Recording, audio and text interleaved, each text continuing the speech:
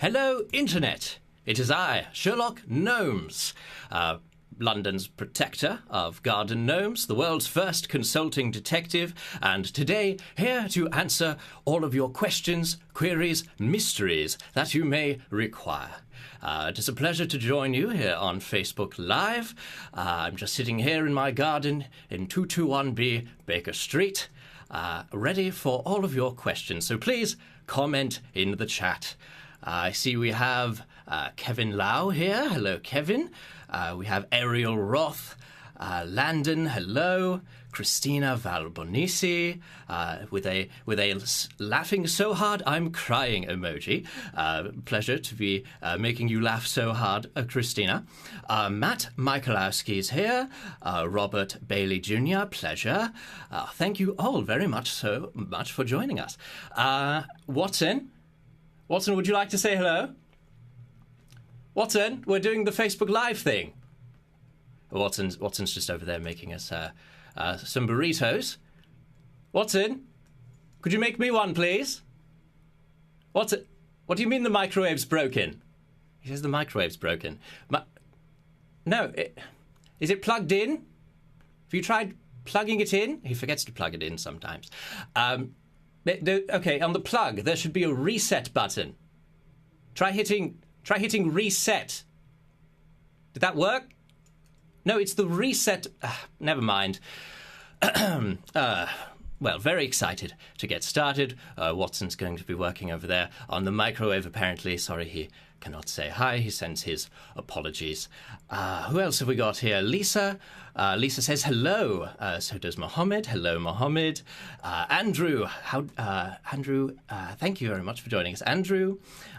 Michelle Gannon's here. Gives us a thumbs up. Thank you for that. Melanie is waving hello. Thank you very much for waving at us. Megan Hawks says this is awesome. Well, thank you. She gives us a clap emoji. You are very awesome as well. I applaud you. Kay Neal is waving hello. Andrew says hi. Hi, Andrew. Oh, this is great fun already. Thank you all so much for joining us. We'll get the questions started in just a moment. We'll just let everyone trickle in, as it were. Watson, we're getting quite a few people. Quite a few people. Would you all like to meet Watson? The people would like to meet you, Watson. Okay, try the circuit breaker. He's going to be working on that. Oh, well. Sarah Bostwick loves me. Oh, love you too, Sarah. Thank you very much. And Mohammed says, I'm the best detective in the whole world. Well, very high praise indeed, Mohammed. Thank you for that. Monica, you are cute as well. All right, I believe we have enough questions to get going. All right, our first question comes from Maria_Rub_19. Do you enjoy your job? Well, Maria, I would say yes, I do. I enjoy my job very much as the protector of London's gnomes and the world's first consulting detective. It is the job that I feel I was manufactured to perform. And being able to use my intellect for good and for the good of London is, well, it's a dream come true. And I only hope that all of you may find a profession as rewarding for you as mine is to me. Thank you, Maria. Our next question comes from Disney Girl 97. How do bug bites go away, and how do I stop itching them? Well, thank you very much for that question. Bug bites, I hear, are very annoying to humans, Disney Girl, but I promise you the human body is an amazing thing, and those bug bites will go away on their own. But in the meantime, to answer the second part of your question, how do you stop itching them? Well, there are many anti-itch creams and medications that you may use in order to resist the urge to itch, and I highly recommend asking your parents, for they may be able to help you best in that situation. Thank you very much. Our next question comes from Bellatrix3101. Who asks, do you know how to move your butt like a squirrel's? Well, I see word is getting around, Bellatrix. So thank you, first of all, for noticing. Yes, it's true. I have spent many a summer in Hyde Park studying the posterior movements of squirrels. There is a very particular up, down, side-to-side diagonal motion to which a squirrel may move its bottom, and I do believe I have mastered it after many months of careful study. Our next question comes from Morgan Price, who asks, I live in the tropics and love roses, but they don't seem to be doing very well here. Any help would be much appreciated. Thanks, gnomes. Thank you very much for your question, Morgan. I do not profess to be a botanist, but from what I have heard around the garden is that roses grow best in a well-drained soil, which can be difficult to achieve in the tropics. It's true. So I would recommend attempting to plant them in a mound and keeping that mound well drained. And for a more detailed answer to your question, I suggest checking in with your local botanist. But thank you very much. Next question comes from Romaine Calm. Excellent pun there, Romaine Calm. Hello, Sherlock. It's Chloe. I'm a big fan of your movie. I was wondering, do you still keep in contact with Romeo and Juliet? Are you guys still friends? Sincerely, a dedicated fan. Well, thank you very much for your dedication, Chloe. Yes, I'm absolutely still friends with Romeo and Juliet. They are like no gnomes I've ever known. Truly a remarkable couple. It is a pleasure to be their acquaintance. I have spent actually many a Sunday lawn bowling with them. It's sort of our regular thing now. And it is my pleasure to know them, yes. Coming up next, we have Stay Gorgeous 101, who asks, will Sherlock ever fall in love? Okay, well, I suppose it couldn't be rosy questions, all of them. I don't see why we have to, okay, yes, may as well let the whole world know, yes. Sherlock has actually been in love once before to a wonderful doll named Irene, and we enjoyed a wonderful relationship together for a time, and then things ended rather in a rather sour fashion. You see, I suppose I had my priorities a bit out of order, and I was a little too focused on my cases over Irene, which was not fair in retrospect, but at the time it seemed prudent that I end things, and I did so via letter. I spent a great deal of time on the letter. I picked the finest parchment, the finest ink, the finest wording, and did she appreciate all of that effort? No. She did not. Did she appreciate the letter? No, she did not. But did she appreciate the thought behind the letter? Not at all. But I hold out hope that one day Irene and I may set aside our differences and she may forgive me. So thank you, Stay Gorgeous, for that deep and personal question. Always a pleasure reliving that. Our next question comes from Toasty Pearl, who says, I play violin. Does Sherlock play an instrument too? Always a pleasure to meet a fellow violinist. Toasty Pearl, yes, I play the violin as well. Oftentimes, in my free time, you can find me playing and composing. I'm actually working on a little ditty right now. This one is called Swarm of Bees.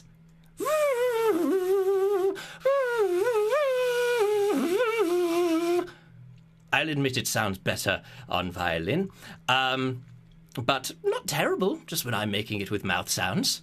I hope you all agree. Next question comes from Marty the Lernius, who asks, do you feel that you overuse your nomenclature?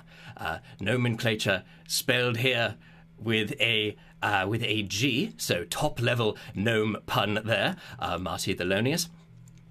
Yes, I do have an extensive nomenclature. For those of you who don't know, nomenclature being the naming of things in a scientific manner. But do I overuse it? I would say no, because could a doctor overuse her medical knowledge? Could a pilot overuse knowledge of aeroplanes? I don't believe so. So can I overuse my extensive intellect to protect London's gnomes? No, I don't believe so. But thank you very much for your question, Marty. All right. We're moving on now to a question from Megan Panda Girl Hooks, who asks, "Hey, smiley face, will you star in a music video?"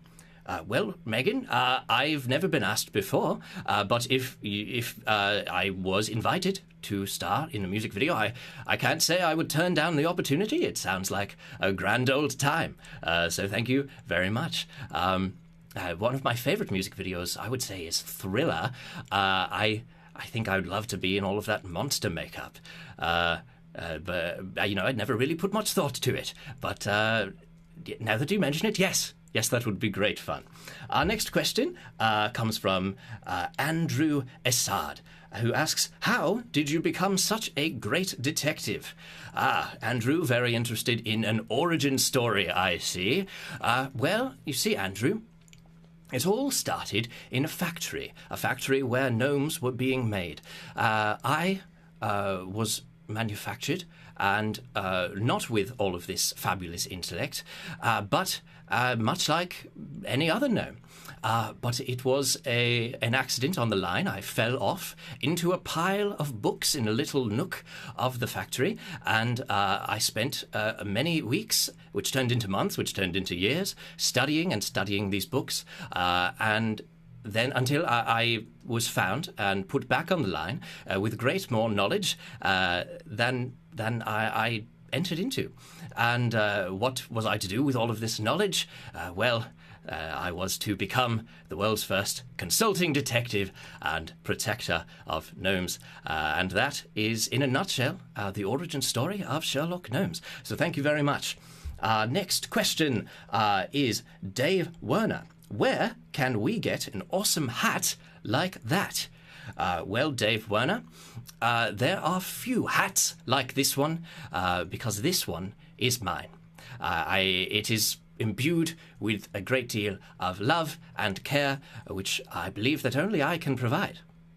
However, I hear there are many hats for sale on the internet, and you may like them just as much as this one, if not more, once you have given it your own care and your own love. Next question comes from Audrey Y, who asks, "Who keeps stealing my other sock from the dryer?"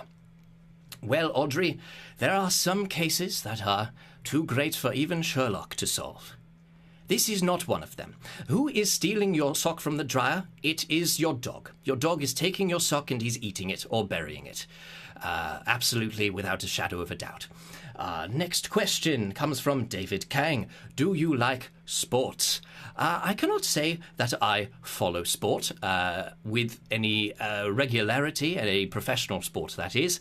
That said, as I said earlier, I do love to spend a Sunday lawn bowling with Romeo and Juliet, and I suppose that is a sport in of itself. And I do quite enjoy that. Our next question, Mohammed Tahar Khan. "Will you solve cases involving ghosts?"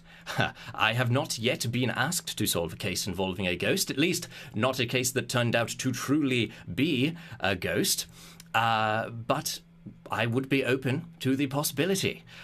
In the cases where I have been asked to solve a case with a ghost, it has never turned out to truly be a ghost, but very often simply a gnome or a doll or a gargoyle or a human masquerading as one under a sheet or with a great deal of technological effort.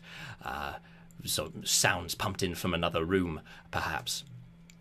All right, coming up next we have Sans. Sans asks, "Sherlock, how many toes you got?" Well, Sans, I suppose that's a bit of a strange question, but I've no problem telling you. Just like you, I have 5 toes. I am made of porcelain, so they are fused together, but they are 5 distinct toes. So thank you very much for that question, Sans. Next up, we have Posiesha, who asks, is bike short for bicycle? Well, I suppose if there were to be someone named Bikel and they abbreviated their name to Bike, well then yes, Bike would be short for their name, Bikel. Have I ever met a Bikel? No, but I do hope to one day. That would be quite a wonderful person to meet. All right, next up we have, does Sherlock treat Watson like a younger brother? They act so much like siblings. This question comes from Toasty Pearl. Watson, do I treat you like a younger brother? What? Well, I don't believe I do. Are the burritos ready? What? Watson, did you try the circuit breaker? Well, you're being difficult. Yes, I suppose we're a bit like brothers. Thank you very much for that question, Toasty Pearl.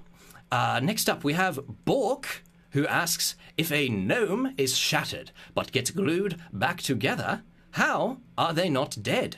How is it not like a gnome zombie, at least? Well, very good question, Bork. You see, when a gnome is shattered and put back together, it is like a form of medicine. You see, if you were to lose a fingernail, would you be a zombie? I don't think so. Losing a part of yourself and then having it put back on is not tantamount to becoming a zombie. However, if there were to be a gnome zombie, it would be because they were bit by a gnome zombie, who was in turn bitten by another gnome zombie, and so on, which I believe is just an entirely different thing. Well, thank you very much, Bork. Next up, we have Josh Dutton asking, what do you like most about London? Well, that's hard to say, Josh. I love so very many things about London. Its culture, its gnomes, its theatre. But I have to say, my favourite thing about London would be a stroll along the Thames. It's right at sunset. It's a beautiful sight to take in. So much wonderful food, so much wonderful live music going on. It is a little bit difficult to avoid being detected by humans, as they are often dominating the Thames. But as you'll find with humans, they are often very much preoccupied with themselves and not as much with the world around them. Next up, we have a question from Ariel Roth, who asks, is your refrigerator running? Well, very nice try, Ariel. Yes, my refrigerator is running, but no, I will not go and catch it. Not again. Not again. Next up, we have Mel Socrates, who asks, hey Sherlock, what is your innermost favourite food and colour? Well, I would have to say my favourite food would be a vegetable pizza. First of all, because pizza is objectively delicious, and vegetable because it reminds me of all the wonderful vegetables that grow in the gardens which I protect. And as for my favourite colour, well, as you can see, I do have a bit of a fondness for green and brown. Of those, I would say green, with brown being a very, very close second. So thank you very much, Melso Crazy. Noob of Nintendo and Junk asks, what's your favourite breed of dog? Well, Noob of Nintendo and Junk, I wouldn't say I have a favourite breed of dog. I would say I have a favourite kind of dog, and that is my favourite kind of dog is the one that does not immediately bite me, the one that doesn't see me and go for the head.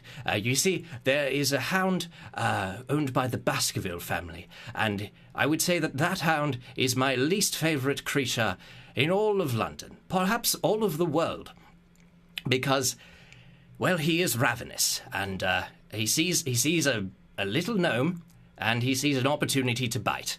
And if there's a dog that doesn't do that, well, I'm a big fan of that dog. Next, we have Mohammed asking, why did you not attend the royal wedding?